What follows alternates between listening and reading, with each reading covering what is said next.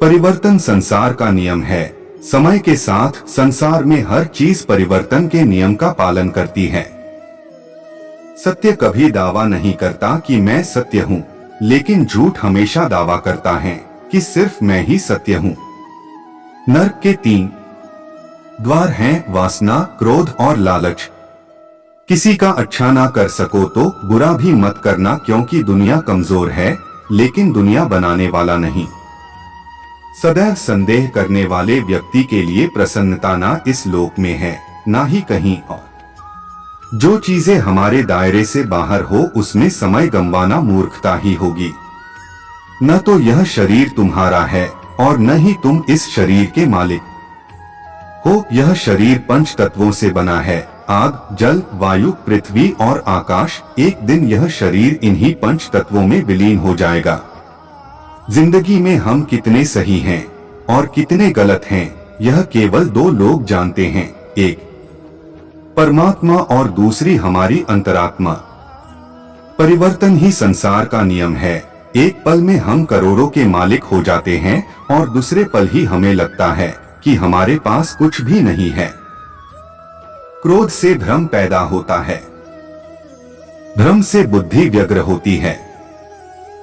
जब बुद्धि व्यग्र होती है तब तर्क नष्ट हो जाता है। जब तर्क नष्ट होता है तब व्यक्ति का पतन हो जाता है। जैसे अंधेरे में प्रकाश की ज्योति जगमगाती है, ठीक उसी प्रकार से सत्य की चमक भी कभी फीकी नहीं पड़ती। इसलिए व्यक्ति को सदैव सत्य के मार्ग पर चलना चाहिए। मनुष्य जिस रूप में ईश्वर को याद करता है, ईश्वर भी उसे उसी रूप में दर्शन देते हैं। अपने आप को भगवान के प्रति समर्पित कर दो, यही सबसे बड़ा सहारा है। जो कोई भी इस सहारे को पहचान गया है, वह डर, चिंता और दुखों से आजाद रहता है। इंद्रियों की दुनिया में कल्पना सुखों की प्रथम शुरुआत है और अंत भी जो दुख को जन्म देता है।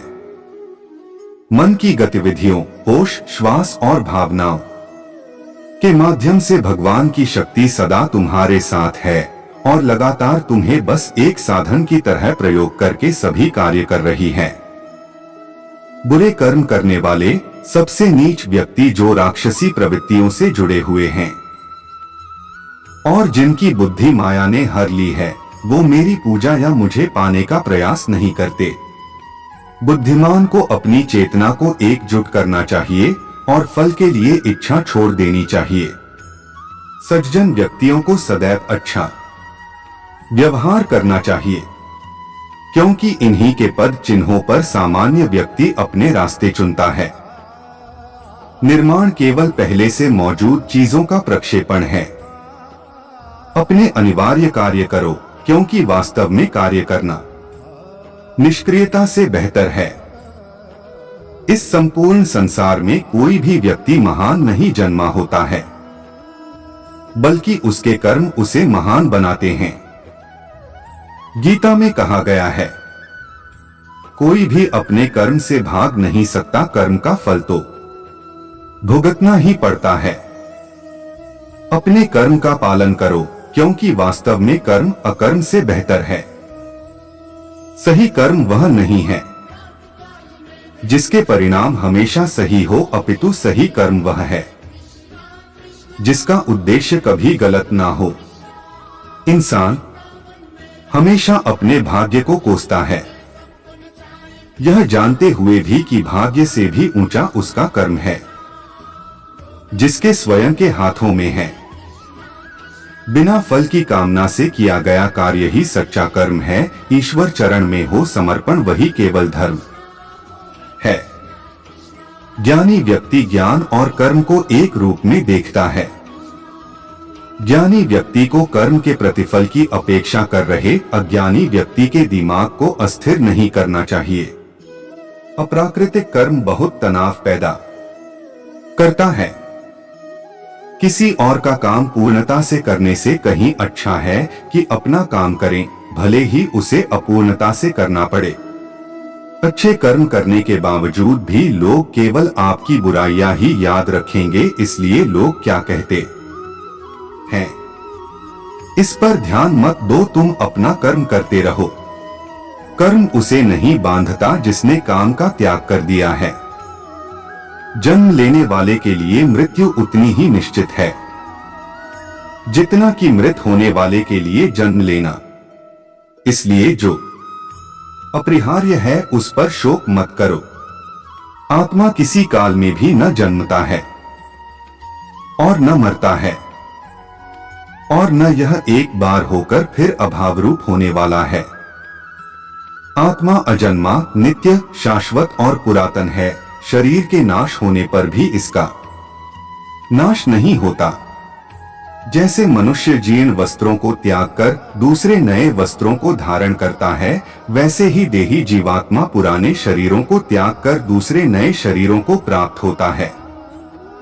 जो आत्मा को मारने वाला समझता है और जो इसको मरा समझता है, वे दोनों ही नहीं जानते हैं, क्योंकि यह आत्मा न मरता है और न मारा जाता है। वह जो मृत्यु के समय मुझे स्मरण करते हुए अपना शरीर त्यागता है, वह मेरे धाम को प्राप्त होता है। इसमें कोई संशय नहीं है। लोग आपके अपमान के बारे में हमेशा बात करेंगे। सम्मानित व्यक्ति के लिए अपमान मृत्यु से भी बदतर है। वह जो इस ज्ञान में विश्वास नहीं रखते, मुझे प्राप्त किए बिना जन्म और मृत्यु के चक्र का अनुगम करते हैं। मैं ऊष्मा देता हूँ, मैं वर्षा करता हूँ और रोकता भी हूँ, मैं अमरत्व भी हूँ और मृत्यु भी। व्यक्ति जो चाहे बन सकता है यदि वह विश्वास के साथ इच्छित वस्तु पर लगातार चिंतन करे। जब वे अपने कार्य में आनंद खोज लेते हैं, तब वे पूर्णता प्राप्त करते हैं। याद रखना, अगर बुरे लोग सिर्फ समझाने से समझ जाते तो बांसुरी बजाने वाला भी कभी महाभारत होने नहीं देता। जो बीत गया उस पर दुख क्यों करना, जो है उस पर अहंकार क्यों करना, और जो आने वाला है उसका मोह क्यों करना। हमारी व्यर्थ की चिंता और मन का भय एक ऐसा रोग होता है जिससे हमारी आत्मीय शक्ति बिखर जाती है। हर व्यक्ति का विश्वास उसकी प्रकृति के अनुसार होता है। जो इंसान किसी की कमी को पूरी करता है, वो सही अर्थों में महान होता है। जो हुआ वह अच्छे के लिए हुआ है। जो हो रहा है वह भी अच्छे के लिए ही हो रहा है, और जो होगा वह भी अच्छे के लिए ही होगा।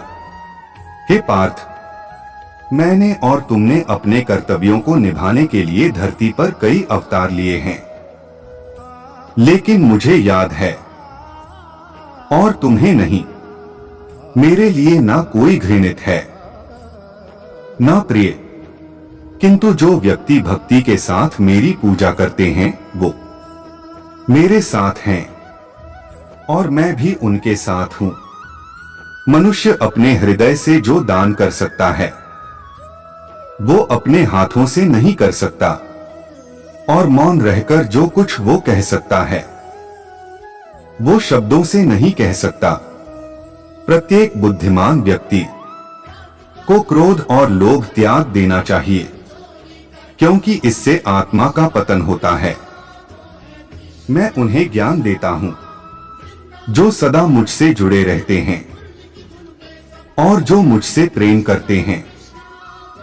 मैं सभी प्राणियों को समान रूप से देखता हूं, ना कोई मुझे कम प्रिय है ना अधिक, लेकिन जो मेरी प्रेम पूर्वक आराधना करते हैं वो मेरे भीतर रहते हैं और मैं उनके जीवन में आता हूं। सब धर्मों का परित्याग करके तुम एक मेरी ही शरण में आओ, मैं तुम्हें समस्त पापों से मुक्त कर दूंगा। तुम शोक मत करो। प्रबुद्ध व्यक्ति सिवाय ईश्वर के किसी और पर निर्भर नहीं करता। मेरी कृपा से कोई सभी कर्तव्यों का निर्वाह करते हुए भी बस मेरी शरण में आकर अनंत अविनाशी निवास को प्राप्त करता है। हे अर्जुन, केवल भाग्यशाली योद्धा ही ऐसा युद्ध लड़ने का अवसर पाते हैं जो स्वर्ग के द्वार के समान है। भगवान प्रत्येक वस्तु में है और सबके ऊपर भी। मुक्ति का मुख्य